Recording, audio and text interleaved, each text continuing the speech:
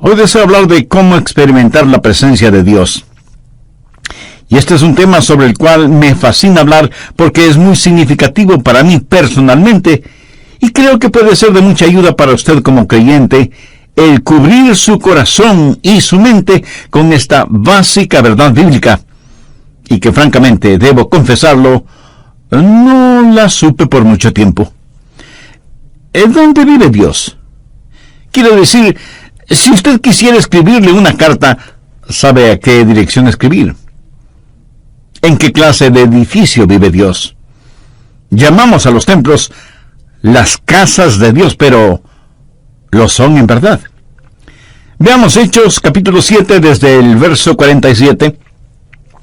Mas Salomón le edificó casa, si bien el Altísimo, ese es otro nombre para Jehová, Dios, no habita en templos hechos de mano, como dice el profeta.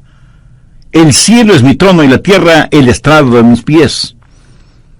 ¿Qué casa me edificaréis? Dice el Señor. ¿O cuál es el lugar de mi reposo? ¿En dónde mismo vive Dios? Le sorprenderá a usted al estudiar la Biblia el descubrir que Dios ha vivido en una serie de casas. Dios crea y diseña una casa, la habita por un tiempo, y si la casa está sucia, Dios sale de ella. Usted me dirá, pastor, no entiendo de lo que me está hablando. Bueno, usted va a aprender un principio en este mensaje. Dios no vivirá en una casa sucia. Otros podrán hacerlo, pero el único Dios verdadero, no. Dios ha vivido en una variedad de casas. La primera casa de Dios fue un hombre, y su nombre fue Adán. Adán fue una casa, y Dios vivió en Adán. En Génesis 2:7, la Biblia dice, entonces Jehová Dios formó al hombre del polvo de la tierra, y sopló en su nariz aliento de vida, y fue el hombre un ser viviente. Ahí tiene usted la primera casa diseñada por Dios. En el transcurso de este mensaje haré énfasis en 4 palabras: diseño, deshonra, desolación y destrucción. Y grabe bien esto en su mente. Y si usted descubre verdades en este estudio bíblico, será increíblemente bendecido y recibirá sobreabundante ayuda para su vida. Así que Adán fue una casa diseñada. Dios diseñó a Adán. Y Adán fue una casa de 3 cuartos. El cuarto exterior se llamó cuerpo, el cuarto interior su alma, y el tercer cuarto su espíritu. Dios formó a Adán del polvo de la tierra, y eso es su cuerpo. Y Dios le dio vida física. Dios sopló en su nariz el aliento de vida, y ese es su espíritu. La palabra soplar y la palabra espíritu son las mismas palabras, el espíritu de vida. Adán vino a ser una criatura espiritual. La Biblia dice, y fue el hombre un ser viviente. Ahí están las 3 partes en la naturaleza de Adán y las 3 partes de su naturaleza. Todos los seres humanos somos cuerpo, alma y espíritu. Esa es la razón por la que Pablo dice en 1 Tesalonicenses 5, 23 y 24, y el mismo Dios de paz os santifique por completo, y todo vuestro ser, espíritu, alma y cuerpo, sea guardado irreprensible para la venida de nuestro Señor Jesucristo. Fiel es el que os llama, el cual también lo hará. Pablo les está diciendo que oraba a Dios para que el cuerpo, alma y espíritu de ellos fuera guardado sin mancha. Dios hizo de Adán una casa, no una casa para Adán. Adán era la casa para que viva Dios. Déjeme le explico esto. El cuerpo de Adán fue lo que podríamos llamar el hombre exterior. La Biblia llama a nuestros cuerpos casas. Y con este hombre exterior, con su cuerpo, Adán conoció la vida física y el mundo físico. Podríamos decir, el mundo debajo de él. Pero también tenía un hombre interior que es el alma. La palabra griega para alma es psique. Es la palabra de donde tenemos psicología, y psiquiatría y psiquis. El alma es la mente, las emociones, la voluntad. es lo que hace de usted. Usted es su personalidad, su sentido del humor. Determina lo que le gusta o disgusta. Son todas las idiosincrasias y proclividades que hacen de usted la persona maravillosa y única que es. Eso es su alma. Y está dentro de usted. Usted puede ver mi cuerpo, pero no puede ver mi alma. Pero usted puede sentir mi alma cuando hablo, porque usted puede escuchar mi mente, mis emociones y mi voluntad. Y esa es una expresión que mi cuerpo está haciendo de lo que está en mi interior. Así que con su cuerpo físico tiene vida y conoce el mundo debajo de usted. Con su alma tiene vida psicológica, conoce el mundo alrededor suyo y el mundo dentro de usted. ¿Pero qué de su espíritu? Yo solía pensar que alma y espíritu eran básicamente la misma cosa, pero es que no había leído la Biblia cuidadosamente. Porque en Hebreos 4:12 dice, porque la palabra de Dios es viva y eficaz, y más cortante que toda espada de dos filos, y penetra hasta partir el alma y el espíritu.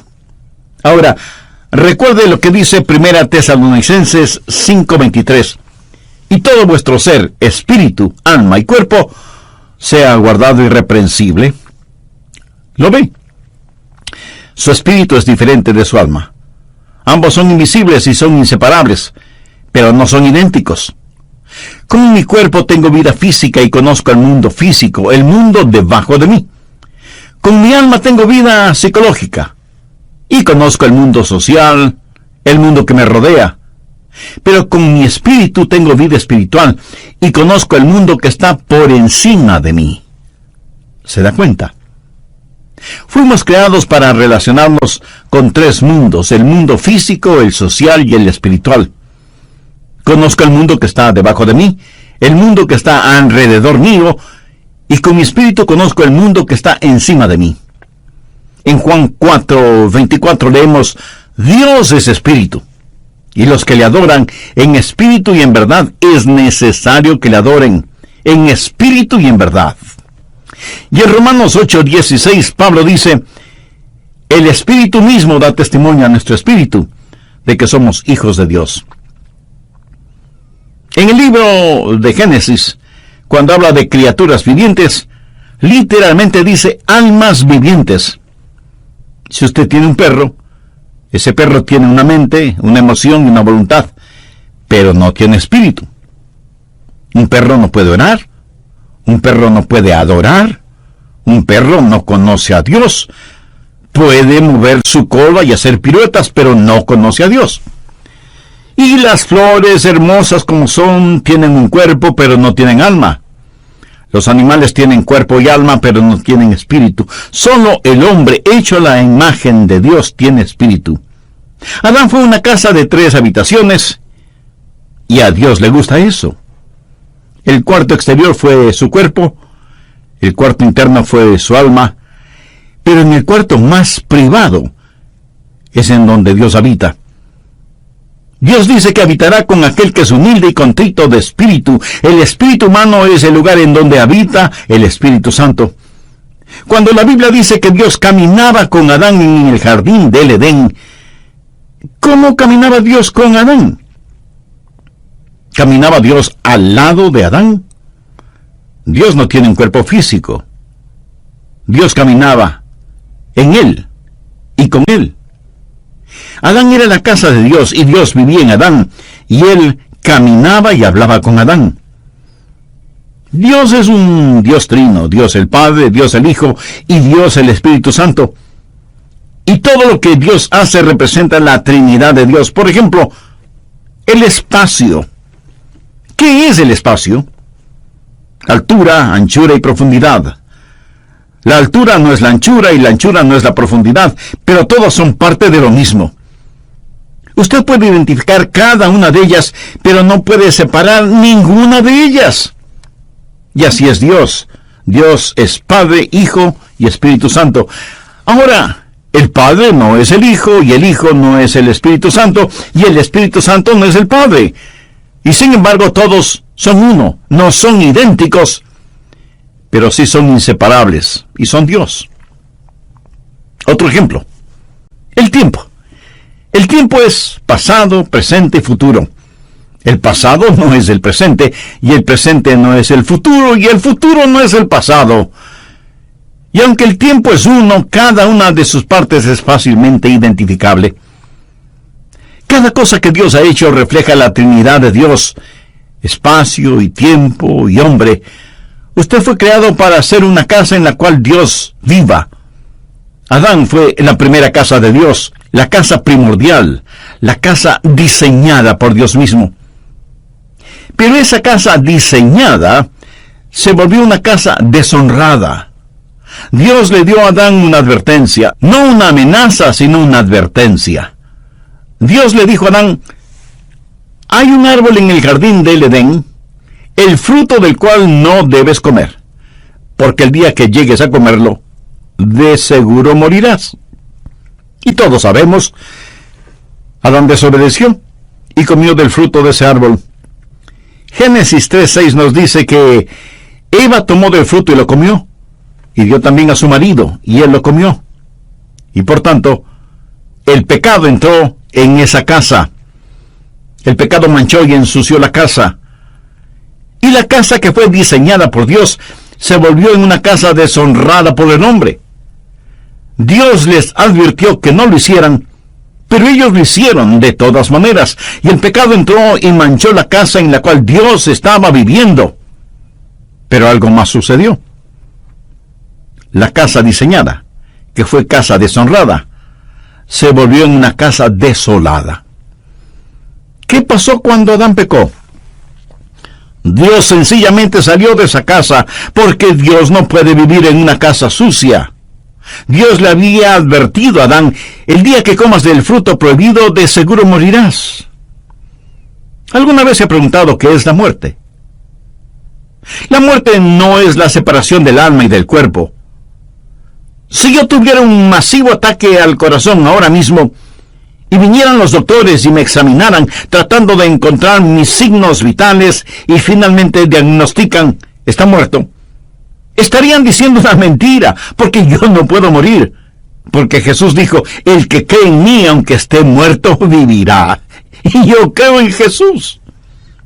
Yo no puedo morir. Usted está escuchando a un hombre que jamás morirá. Todo lo que haré será simplemente cambiarme de casa. Mi verdadero yo se irá al cielo.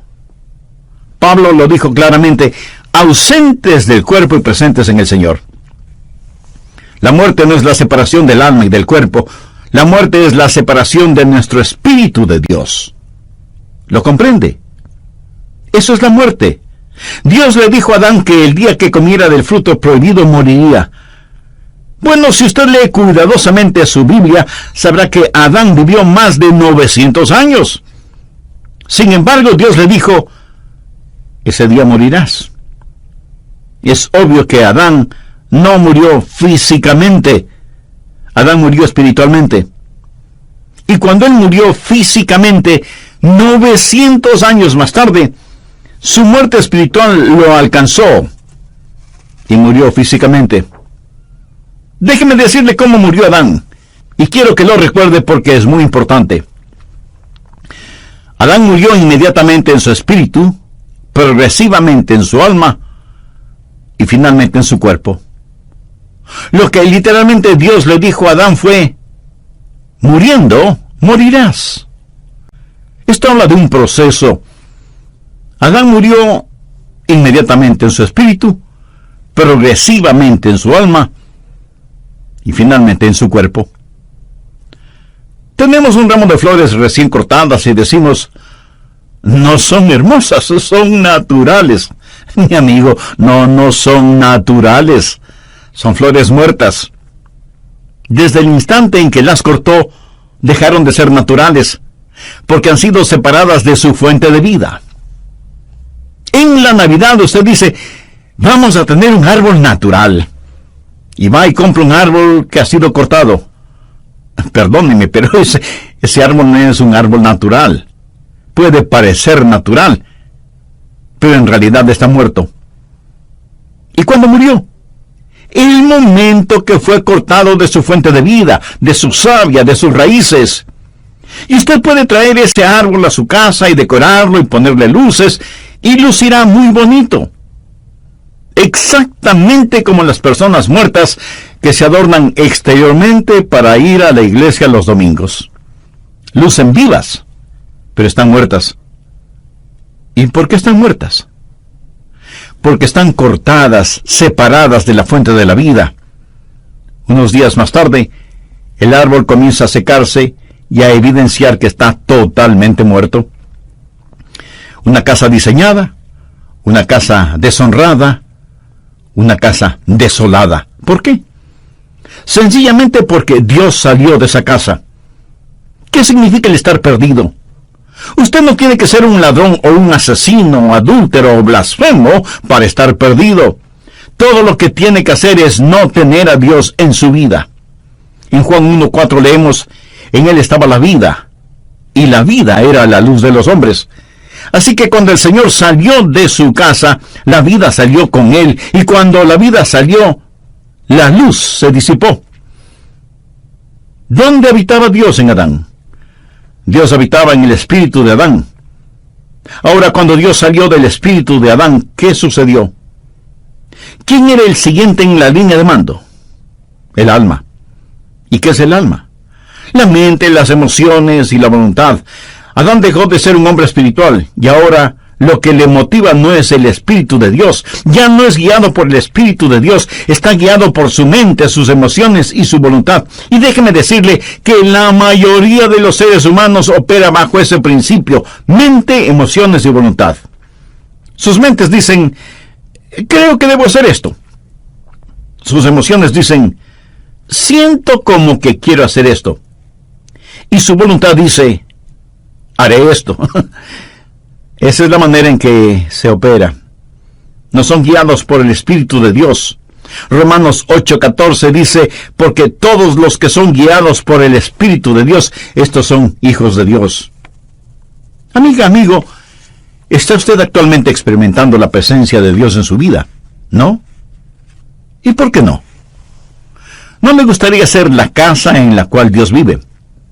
Entonces debe hacer una decisión espiritual ahora mismo, y la puede hacer mediante una sencilla oración. Querido Dios, deseo tener el privilegio de ser tu casa. Sé que no estoy limpio como para pedirte esto, porque mis pecados me han ensuciado y me han manchado. Perdóname y ayúdame. Señor Jesús, tú derramaste tu preciosa sangre en el Calvario para salvar. Lenín de Llanón nos entrega la conclusión de su mensaje: cómo experimentar la presencia de Dios. Recuerde que estamos estudiando acerca de una casa diseñada, deshonrada, desolada y destruida. Adán fue la casa que Dios construyó en primer lugar, y porque Adán la manchó con el pecado, Dios tuvo que salirse de ella. Entonces Dios construyó otra casa, el templo o tabernáculo. Estas fueron diferentes formas de la misma clase de estructura, y Salomón construyó un magnífico templo, que fue también una casa de 3 habitaciones. Si usted no toma en cuenta todos los adornos y decoraciones, el tabernáculo y el templo estaban constituidos básicamente por 3 habitaciones: el patio exterior, el patio interior y el lugar santísimo. El patio exterior, que era el lugar de los sacrificios, donde estaba el altar de bronce, representa su cuerpo, el hombre exterior, porque debemos presentar nuestros cuerpos como sacrificios vivos. La siguiente habitación, el patio interior, representa su alma, porque es donde la gente se encuentra y tiene compañerismo, y se conocen unos con otros y adoran a Dios. Pero había una tercera habitación, conocida como el lugar santísimo. ¿Y qué había en ese lugar santísimo? La Shekinah, la gloria del Señor. Dios habitaba ahí entre los querubines que cubrían el propiciatorio en el arca, y la gloria de Dios inundaba ese cuarto. Dios estaba allí, en un lugar santísimo. El patio exterior, el patio interior y el lugar santísimo. Esta también fue una casa diseñada por Dios. Dios le dijo a Salomón, cuando construyó el templo: «Constrúyelo de acuerdo al diseño que te he dado. No es que ellos simplemente lo pensaron. Dios fue el arquitecto de ese edificio.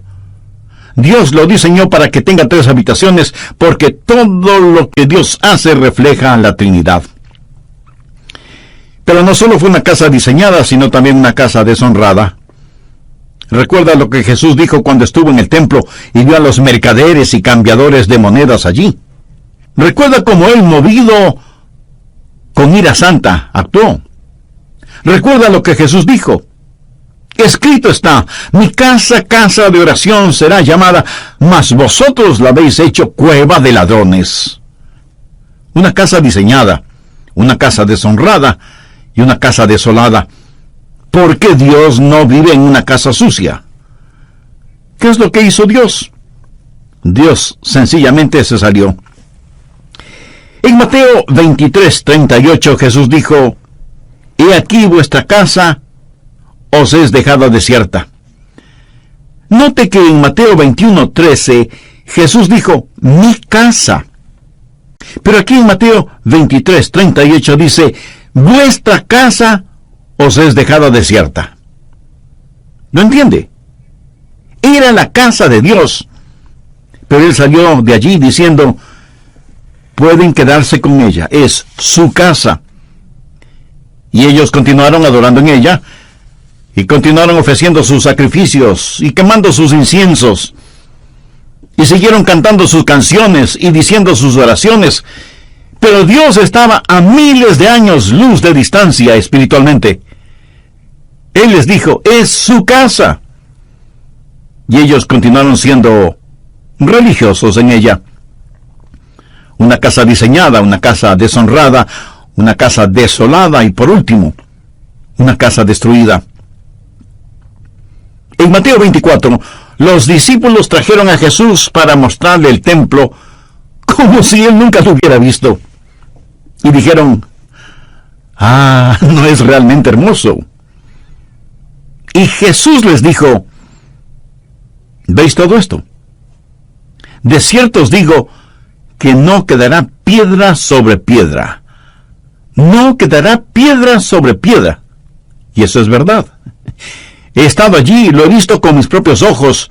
No quedará piedra sobre piedra. Ese magnífico templo que Herodes construyó ya no existe. ¿Por qué? Una casa diseñada, una casa deshonrada, una casa desolada y una casa destruida. Bien, la primera casa de Dios fue Adán, luego el tabernáculo, el templo, que fue como una lección. La siguiente fue la casa perfecta de Dios. ¿Sabe qué casa fue? Nuevamente un hombre, y su nombre es Jesús, el último Adán, quien vino a restaurar lo que el primer Adán perdió y a enseñarnos qué es lo que el templo nos enseña. ¿Fue Jesús una casa de Dios? Por supuesto que sí. Leamos Juan capítulo 2, los versos del 19 al 21. Respondió Jesús y les dijo: destruid este templo y en 3 días lo levantaré. Dijeron luego los judíos: en 46 años fue edificado este templo, y tú en 3 días lo levantarás. Mas él hablaba del templo de su cuerpo. Ellos no entendieron que Jesús estaba hablando de otro templo, que Jesús mismo era el templo. Recapitulemos esto. Primero, una casa diseñada. El cuerpo de Jesús fue obra del Dios Todopoderoso. En Hechos 10:5 leemos: me preparaste cuerpo. El cuerpo de Jesús fue el perfecto diseño de Dios el Padre. Esa es la razón del nacimiento original, concebido en el vientre de María. Él vino como vino, nacido de una virgen, para hacer lo que fue, sin pecado, para hacer lo que hizo, morir por nuestros pecados.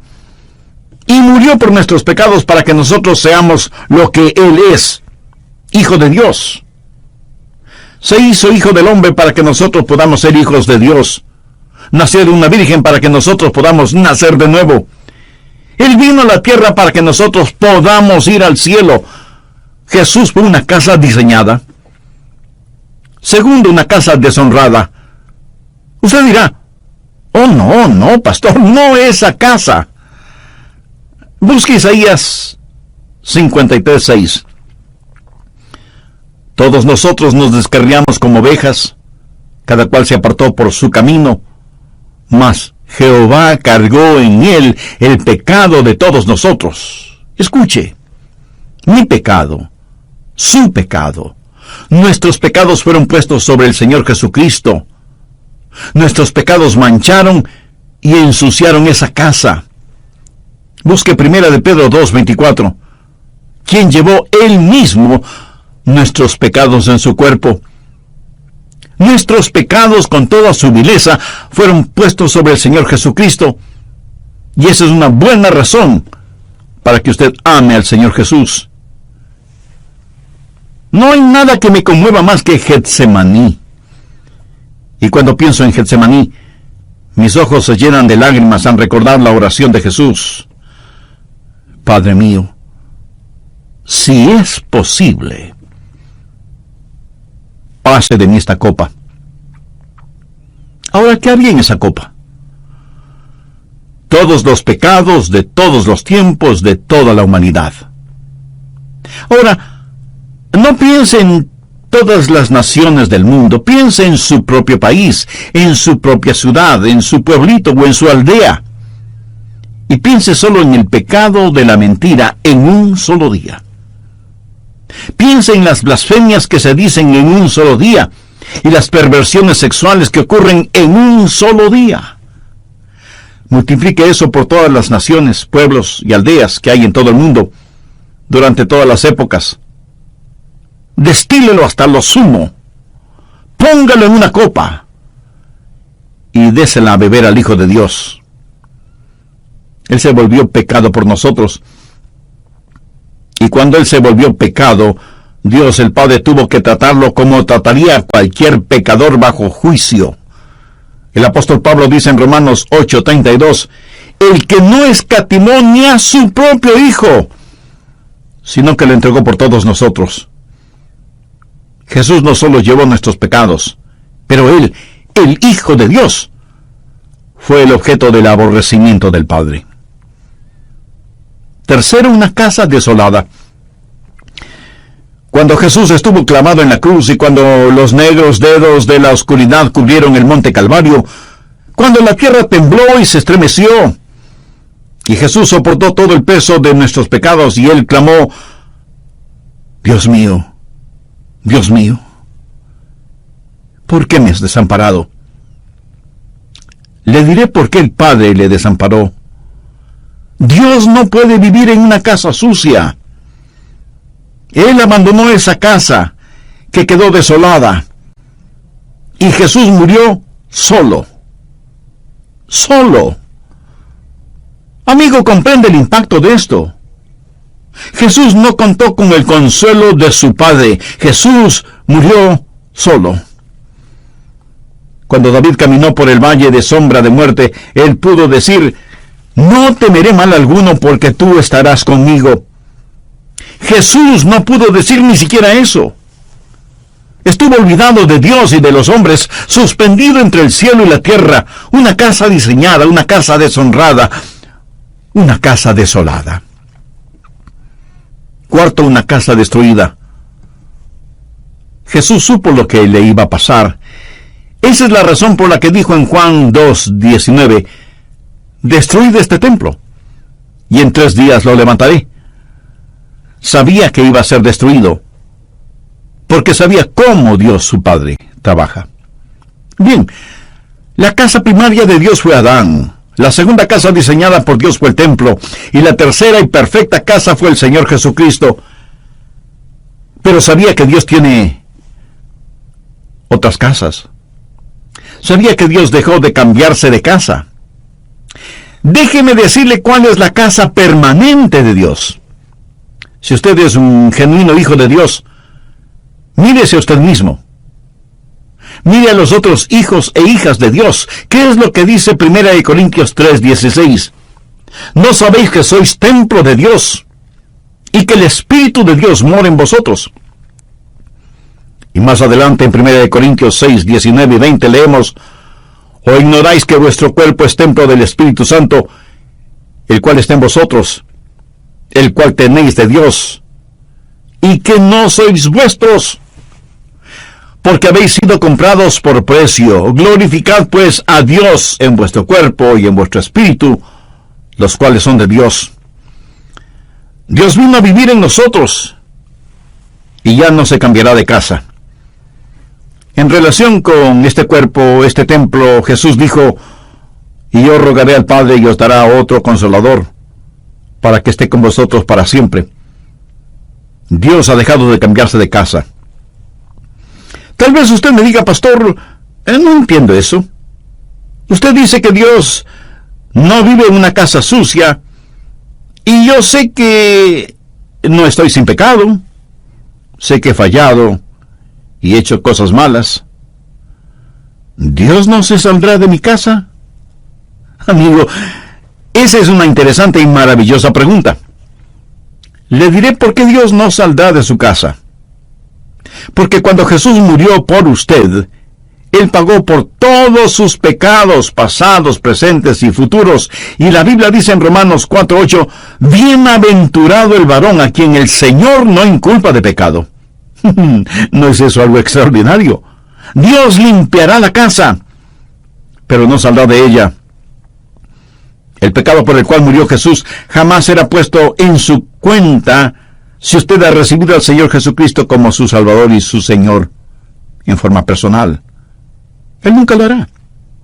La Biblia habla del espíritu del hombre hecho perfecto, y de eso quiero hablarle. Y deseo que usted atesore estas lecciones en lo más profundo de su corazón. La primera lección tiene que ver con la salvación. ¿Qué es la salvación?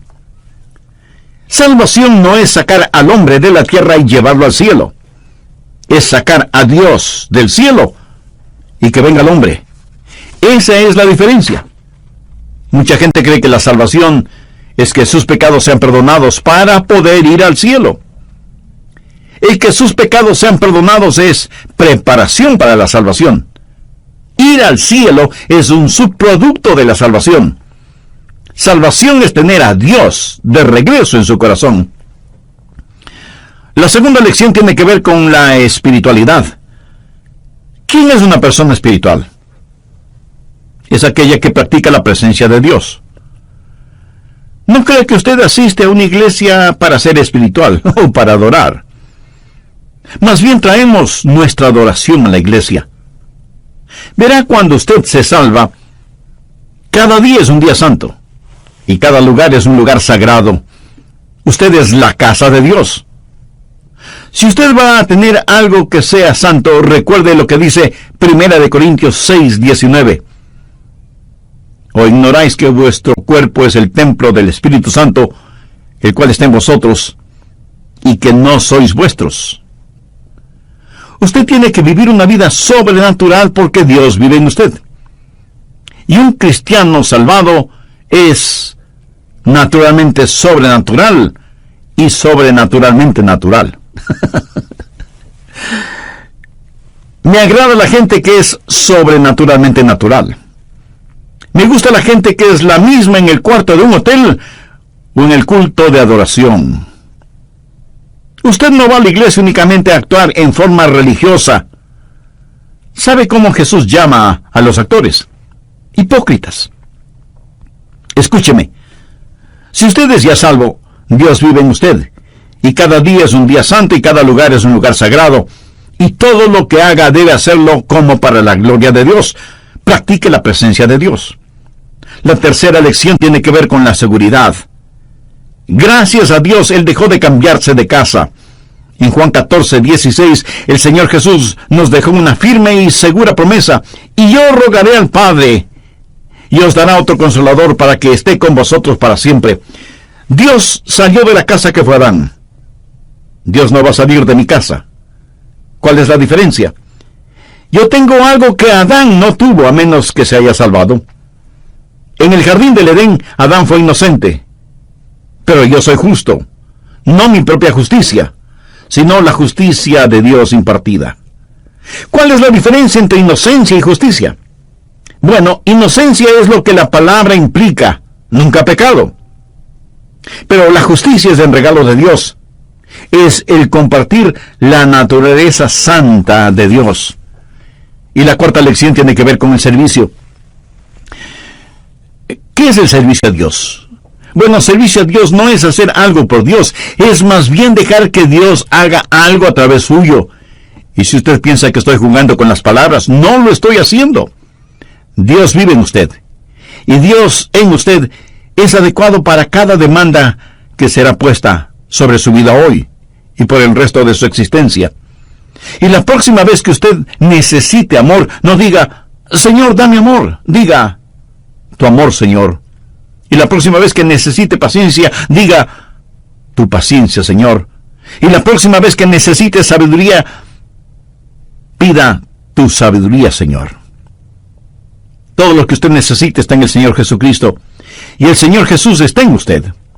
Entonces todo lo que usted necesita es tener al Señor Jesucristo. Y la Biblia dice que en Él estamos completos. Y cada demanda de Dios sobre su vida es una demanda sobre el Señor Jesús que vive en usted. Hay una sola persona que vivió la verdadera vida cristiana. Su nombre es Jesús. Y si la vida cristiana se vive en su vecindario, en su hogar, en su trabajo, será Jesús quien la viva. Pero la vivirá por intermedio suyo. Y la vida que usted viva será el Cristo en usted viviendo esa vida. Amigo, ¿vive Cristo en usted? ¿Tiene Dios su casa en su corazón? Si usted todavía no ha recibido a Jesús como su Salvador y Señor en forma personal, ¿por qué no lo hace este momento? Si ese es su deseo, le invito a que repita conmigo la siguiente sencilla y breve oración. Señor Jesús, deseo que vengas a vivir en mi corazón. Sé que soy pecador, que soy pecador, que soy pecador, que soy pecador, que soy pecador.